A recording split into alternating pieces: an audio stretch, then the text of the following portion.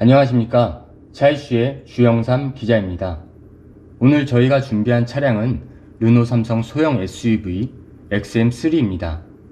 XM3는 작년 3월 국내에 출시된 이후 현재까지 34,000대가 넘게 판매된 르노 삼성에서 가장 인기 있는 모델입니다. 보고 계시는 모델은 TC260 RE 시그니처 풀옵션 모델로 색상은 마이센 블루, 차량 가격은 2,780만원입니다.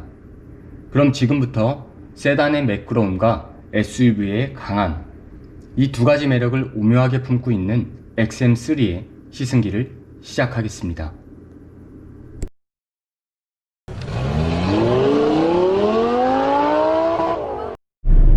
네, 지금부터 저는 XM3 TC260 모델 R 시그니처 트림 주행을 시작할 텐데요. 이 차량은 1.3L 터보 엔진과 게트락의 7단 DCT 미션이 조화를 이루어서 152마력 그리고 최대 토크 26kgm의 성능을 발휘하는 차량입니다. 또 다른 파워트레인 모델로는 이제 1.6 GT 모델이 있는데요. 자연흡기 엔진과 그리고 CVT 미션이 조화를 이루고 있죠. 그 모델은 제가 타보지 못했기 때문에 말씀은 드릴 수 없고요. 오늘은 이 차량에 대해서 그 차량의 성격, 승차감 등을 얘기해 드리려고 합니다. 저는 이제 테스트를 위해서 이제 도로에 나온 상태고요. 이제 주행하면서 말씀드리도록 하겠습니다. 일단 엔진 질감부터 말씀을 드리자면 결코 조용하진 않아요. 약간은 갤갤거리는 느낌? 디젤의 그것은 아니고, 그리고 가솔린 모델 중에 이제 정숙한 모델들 있지 않습니까? 그런 모델들보다는 약간의 엔진 소음은 있는 편입니다. 이렇게 거슬릴 정도는 아니고요.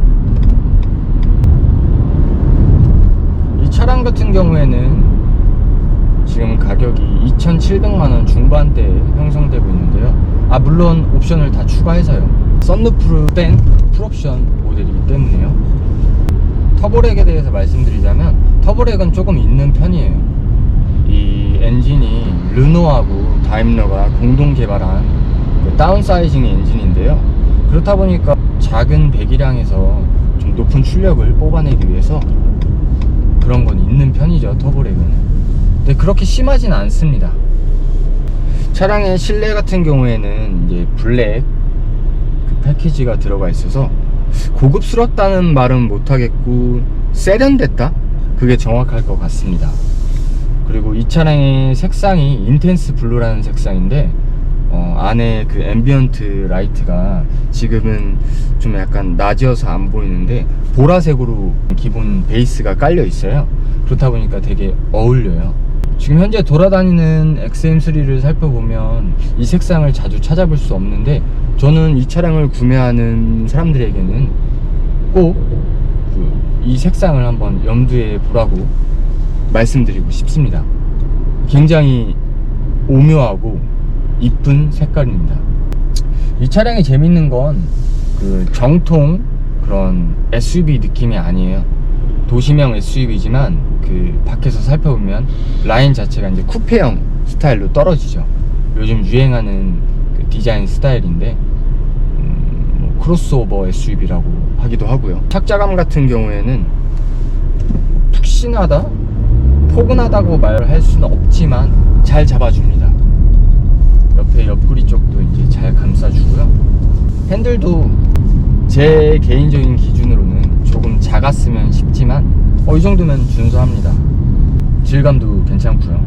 브레이크 담력은 초반에 담력이 몰려있지 않고 스무스하게 적절한 그 페달 담력을 유지하는 편입니다.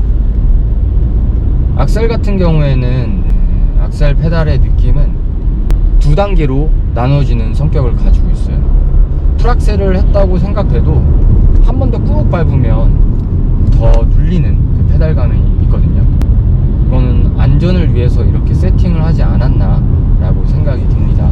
또 지금 이 모델 RE 시그니처 모델 중에 특징으로는 마이센스라는 그런 옵션이 있어요. 이 옵션을 선택해야만 이제 드라이브 모드 추가가 됩니다. 스포츠 모드, 에코 모드를 선택할 수 있습니다. 스포츠 모드를 선택하게 되면 계기판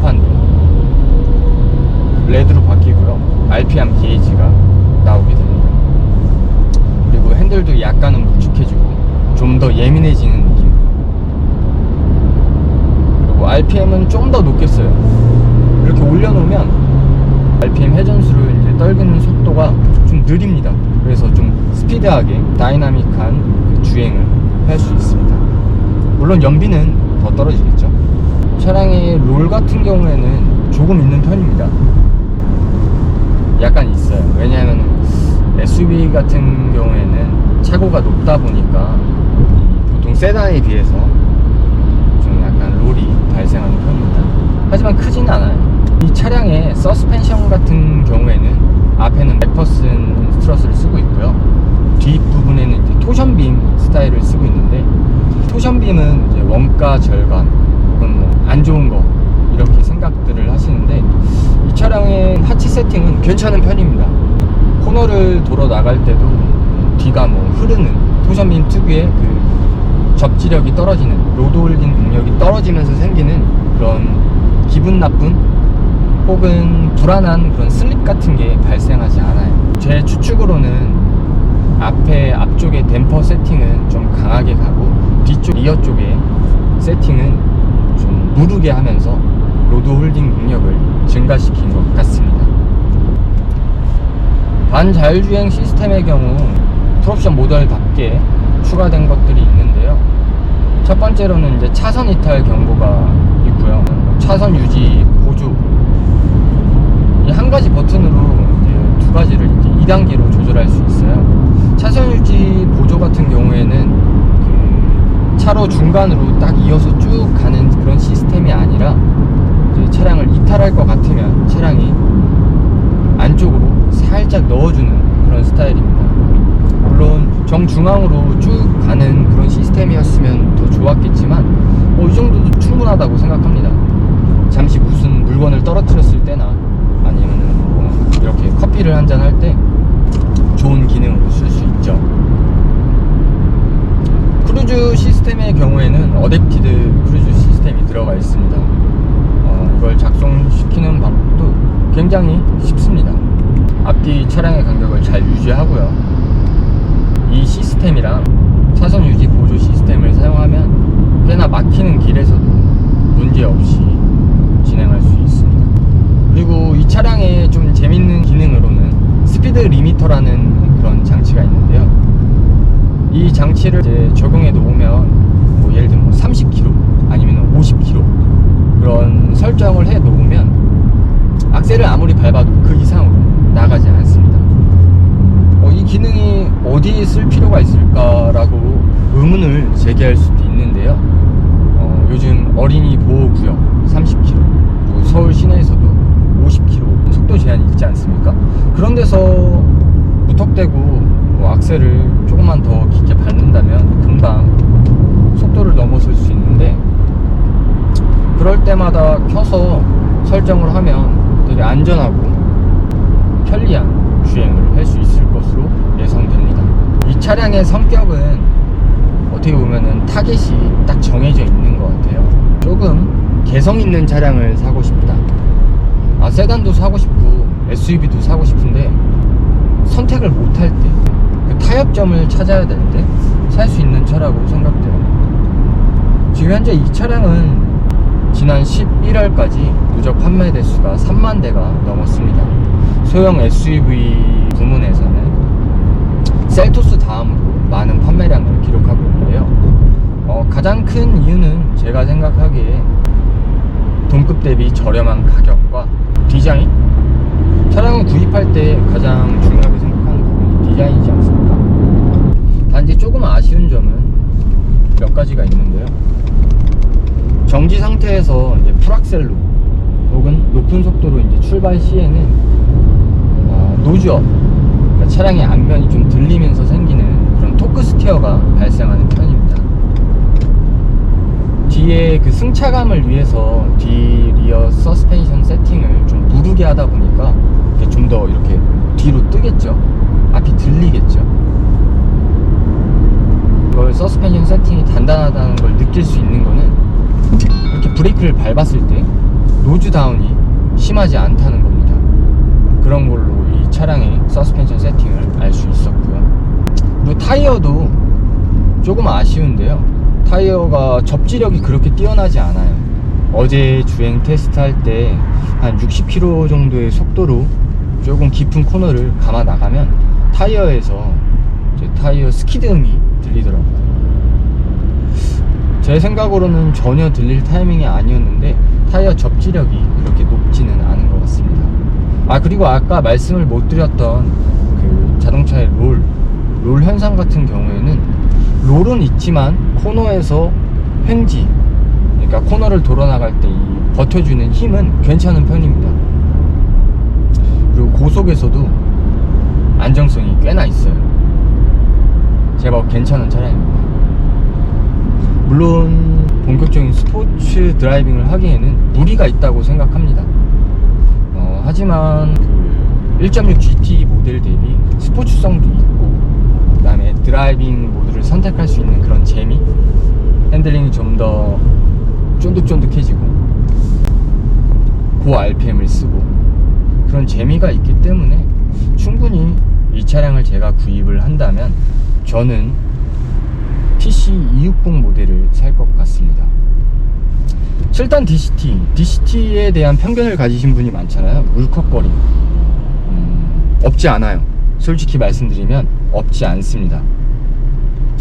이 미션 방식이 그 토크 컨버터의 그 자동 변속기와 다르게 그 클러치 수동 변속기 기반이기 때문에 있을 수밖에 없어요. 출발할 때 그냥 갑자기 악셀을 훅 밟으면 울컥거림이 느껴집니다. 변속 시에는 없는데 출발 시 그리고 후진 시에 울컥거림이 분명히 있습니다. 하지만 뭐 스무스하게 출발하거나 조금만 더 신경을 쓴다면 그런 건 전혀 문제가 안 될 것 같고요. 제 개인적으로는 CVT 미션을 좀 선호하지 않기 때문에 그 스쿠터 아시죠? 스쿠터 타는 느낌이 있지 않습니까? 그래서 저 같으면은 7단 DCT 미션이 달린 이 차량을 구입할 것 같습니다.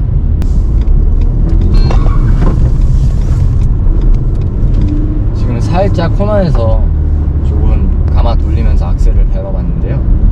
스키드음이 금방 들립니다. 이게 타이어 접지력이 좀 떨어져서 그래요. 이 모델 같은 경우는 이제 18인치 타이어가 들어갔는데 조금 타이어 성능은 아쉬운 편입니다. 좀 더 접지력이 좋은 타이어로 탑재됐으면 더 좋지 않았을까라는 생각을 하는데, 패들 시프트도 달려 있는데요. 패들 시프트 같은 경우에는 4500rpm이 넘는 상태에서는 다운시프트가 되지 않습니다. 물론 그 다운시프트의 그 반응 스피드도 그렇게 빠르진 않아요, 사실. 근데 약간의 재미를 느끼게 해준다는 점에서는 제법 괜찮습니다.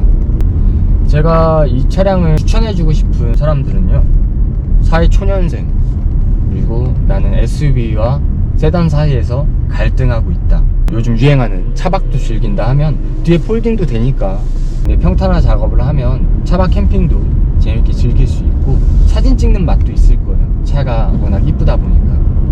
그래서 추천을 한다면 20대 초반부터 30대 중반 혹은 뭐 그 이상도 상관없고요. 여성들에게 추천해주고 싶어요.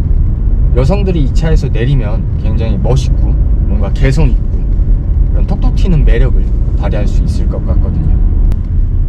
뭐 옵션에 대해서 말씀드리자면 있을 건 다 있어요. 뭐 핸들 열선도 있고, 앞자리 열선 시트, 그리고 통풍 시트, 그리고 뒷자리에도 열선 시트가 있고요. 그리고 오토 에어컨이 있고, 내비게이션도 되게 큰 게 장착되어 있습니다. 이게 9인치인가 그럴 거예요.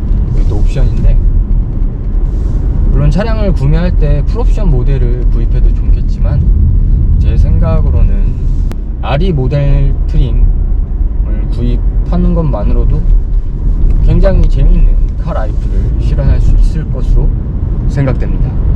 말씀드리고 싶은 게 많은데 오늘은 이만 여기서 시승을 끝내려고 합니다.